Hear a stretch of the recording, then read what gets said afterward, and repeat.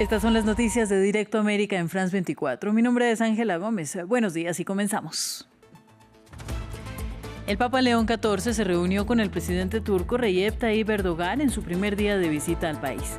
El pontífice también llegó al Parlamento para más encuentros con líderes en Estambul como parte de sus 3 días de recorrido antes de desplazarse al Líbano. Tenemos reporte. En Hong Kong, las autoridades afirman que el incendio está bajo control total, mientras los bomberos continúan las labores de búsqueda. Al menos 65 personas murieron y aún hay cerca de 300 desaparecidos. Las llamas fueron apagadas en 4 de los 7 bloques afectados. Y se cumplió el primer aniversario de un inestable cese del fuego entre Israel y Hezbollah. Pese a lo acordado en el papel, Tel Aviv realiza ataques selectivos casi a diario contra el grupo que amenaza con respuestas, pese a estar debilitado por la guerra que antecedió.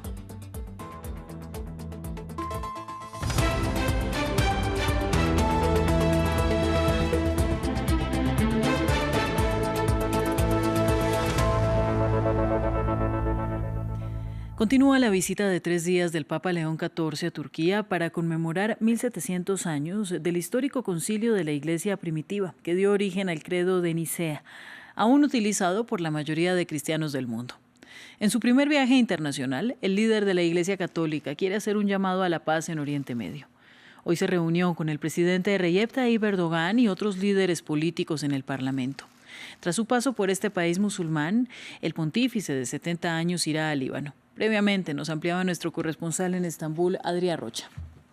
Pues lo hace sobre todo porque era uno de los últimos planes que tenía el último papa, el Papa Francisco, antes de su muerte. Recordemos que este viaje ya estaba programado durante el papado de Francisco, lo que pasa que en mayo, después de su muerte, tuvo que ser cancelado. En este primer viaje, el Papa Francisco tenía programada hacer una declaración conjunta con el Patriarcado Ortodoxo de Constantinopla, la gran iglesia y patriarcado de todos los ortodoxos del mundo, que son todos los patriarcados iguales, pero el de Constantinopla, Estambul, es el superior entre todos ellos. Ambos tenían que hacer una declaración en la que tenían que estipular que la Pascua tenía que ser para todos los cristianos del mundo en las mismas fechas. Recordemos que en la actualidad los ortodoxos celebran Pascua y Navidades 1 o 2 semanas después de lo que lo hacen los católicos y protestantes. Después también el Papa, primero Francisco y ahora Leo, a través de siendo él el siguiente Papa, debe buscar más diálogo, no solo con la Iglesia Ortodoxa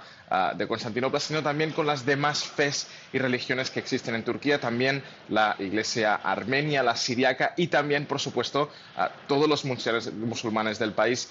Por eso es precisamente su primera reunión durante el día de hoy es con el presidente turco Recep Tayyip Erdogan, con quien hablará sobre todo, según han asegurado fuentes vaticanas, de diálogo interreligioso entre musulmanes, católicos y también cristianos en todo el mundo. En otras noticias, los equipos negociadores de Ucrania y Estados Unidos se reunirían próximamente, según dijo el ministro de Asuntos Exteriores del país en guerra, Andriy Sybiha, añadiendo que Kiev se centrará en pasos específicos de las propuestas de paz. En una rueda de prensa con su homólogo letón, Vaiva Brase, Sybiha afirmó que Ucrania espera resultados concretos que permitan avanzar hacia un alto el fuego y mencionó una posible reunión entre Volodymyr Zelensky y Donald Trump.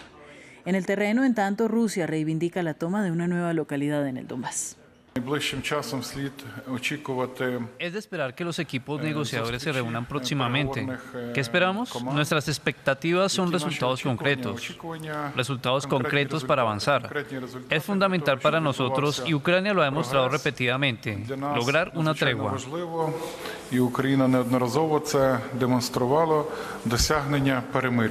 El presidente ruso Vladimir Putin afirmó este jueves que las líneas generales del borrador del plan de paz negociado por Estados Unidos y Ucrania podrían servir de base para futuros acuerdos que pongan fin al conflicto en Ucrania. Y afirma que Rusia está lista para tener serias discusiones con una delegación de Estados Unidos la próxima semana. Afirmó también que Rusia no prevé atacar Europa y que su ejército cesaría los combates si Ucrania se retirase de los territorios reclamados por Moscú. Al mismo tiempo afirmó que sus tropas siguieron avanzando en todos los puntos del frente de batalla en el territorio ucraniano. En otros temas, el presidente de Francia, Emmanuel Macron, anunció este jueves la instauración del servicio militar voluntario, que comenzará a partir de junio de 2026. Es la primera vez desde el 96 que el alistamiento en el ejército francés volverá a regir, una decisión del Elíseo que llega en medio de la creciente tensión por Rusia, por su invasión a Ucrania. Varios países europeos también restauraron el servicio militar. Samuel Salgado Castro con los detalles. La juventud francesa tiene sed de compromiso y está dispuesta a levantarse por la patria. Esta fue la justificación del presidente Emmanuel Macron para anunciar el regreso del servicio militar a Francia luego de que hace casi 30 años Jacques Chirac anunciara su fin. Un nuevo servicio nacional será instaurado progresivamente desde el próximo verano. Este servicio persigue 3 objetivos precisos. Reforzar el pacto entre nuestra nación y nuestro ejército, reforzar la capacidad de resistencia de nuestra nación y consolidar la formación de nuestros jóvenes. Este servicio militar de 10 meses de duración será voluntario y se desarrollará exclusivamente en el territorio nacional. Los jóvenes de 18 y 19 años serán la población reclutada. El servicio militar tiene como meta reclutar a 3.000 personas en el verano de 2026, antes de alcanzar la meta de 10.000 en 2030 y 50.000 al año 2035. En Arcueil, cerca de París, estos jóvenes realizan su jornada de defensa y ciudadanía, ya obligatoria. Realizan talleres de tiro con láser, intercambios con militares y recordatorios sobre los deberes cívicos. Una inmersión breve, pero que abre el debate sobre la participación de los jóvenes en el área militar. Entre el orgullo, las cuestiones financieras y los temores relacionados con la profesión de las armas, las opiniones siguen estando divididas. La gente tiende a olvidar un poco que está en Francia y que tiene ciertas obligaciones que cumplir por estar en Francia. Creo que ese es el espíritu que se está perdiendo, por lo que creo que sería bueno volver a instaurar el servicio militar. Es más por orgullo hacia el país. Ante la creciente tensión con Rusia, varios estados de la Unión Europea ya han decidido restablecer el servicio militar voluntario. Es el caso de Bulgaria y los Países Bajos. A ellos se unirán Bélgica y Rumania el año que viene.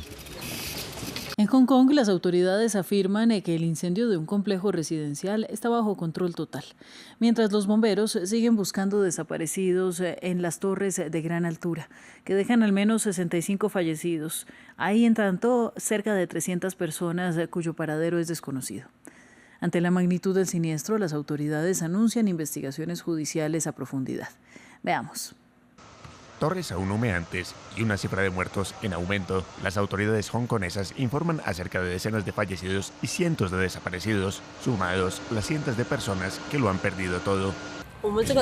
Compramos este apartamento hace más de 20 años. Todos nuestros bienes estaban en este apartamento y ahora que se ha quemado por completo, ¿qué queda? No queda nada. ¿Qué se supone que debemos hacer? El fuego comenzó el miércoles en el complejo residencial Wang Fuk Court, que se compone de 8 edificios, de los que se incendiaron 7. Se estima que 900 residentes lograron evacuar a tiempo. Los servicios de emergencia han controlado la conflagración en 4 de las torres por el momento. En realidad, nuestro mayor desafío es que la temperatura en el área del incendio es muy alta y el diseño interior es muy complejo porque el andamiaje se ha colapsado y nuestros bomberos necesitan enfrentar la alta temperatura para avanzar en el terreno del incendio capa por capa. Es muy difícil para nosotros. En las restantes, los bomberos luchan sin descanso por apagar las llamas. Mi hijo es bombero. Hoy está desplegado aquí. Me dijo que subía a los pisos superiores y que temía que más de 100 personas hubieran muerto. Algunos de los que no evacuaron corren el riesgo de asfixiarse o morir de calor. Cuando bajen a la gente, podría haber más de 100. Aún no lo sabemos. Hong Kong alberga algunos de los edificios residenciales más altos y densamente poblados del mundo. Se estima que en este complejo viven alrededor de 4.800 personas. Vamos a Guinea-Bissau. Un alto mando de las Fuerzas Armadas juró como nuevo jefe del Estado interino, luego de que las tropas depusieran el miércoles al presidente Umaro Sissoco Embalo y anunciaran un alto mando militar para la restauración del orden.